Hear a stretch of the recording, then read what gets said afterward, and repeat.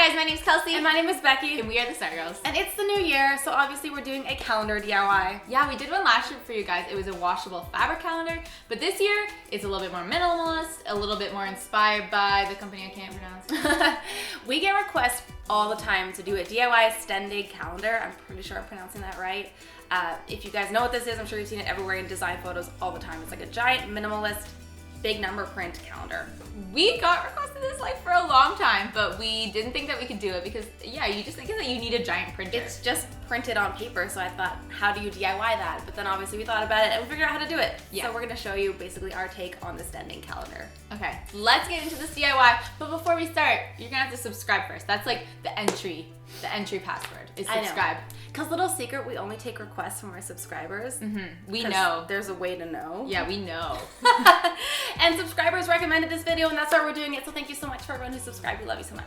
So the easiest way we found to make the giant numbers was to create a custom stamp. We have a silhouette machine which can cut things out of stamp material, but if you don't have an electronic cutter machine, you can easily cut them out with an X-Acto knife.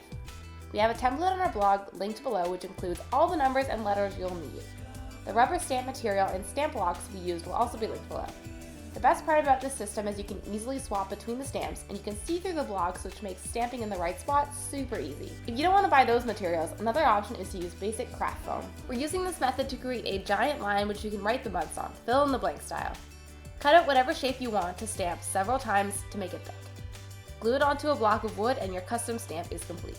Okay, onto the calendar pages. We picked up 12 standard sheets of white Bristol board, which were less than $1 each. So now it's time to do some math. Since we need to duplicate this process 12 times, we're actually drawing a template onto some craft paper around the Bristol board to make our lives so much easier. We marked lines for a border, where our straight line stamp would go, and where the numbers would go.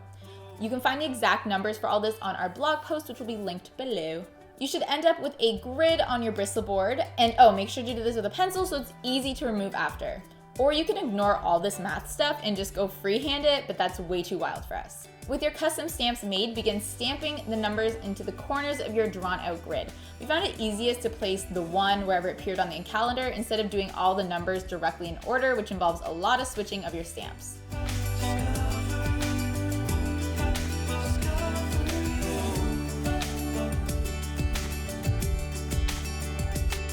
Next, we stamped out our straight line, which we will fill in later.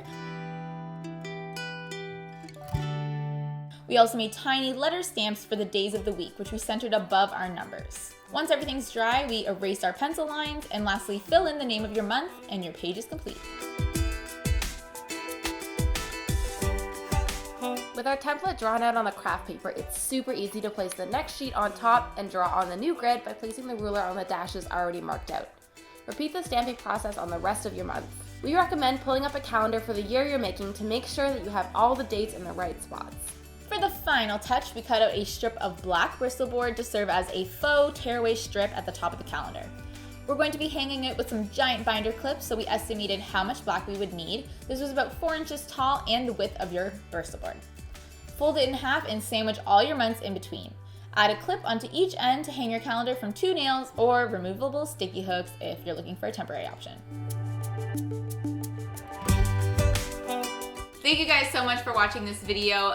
If you like stuff like this, make sure that you subscribe because there's more coming. New year, new us, lots of exciting changes. I'm sure Snapchat already knows.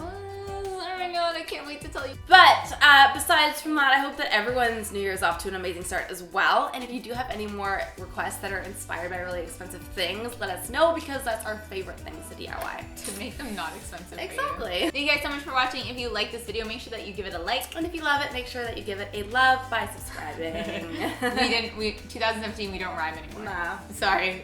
All right, see you guys next time. Bye. Hey guys, if this calendar wasn't your thing, here's another calendar option we did last year and it's super cool. And if you guys haven't already subscribed to us, I think you know what to do. And there's some links there that you should check out, like Instagram and Snapchat and Twitter.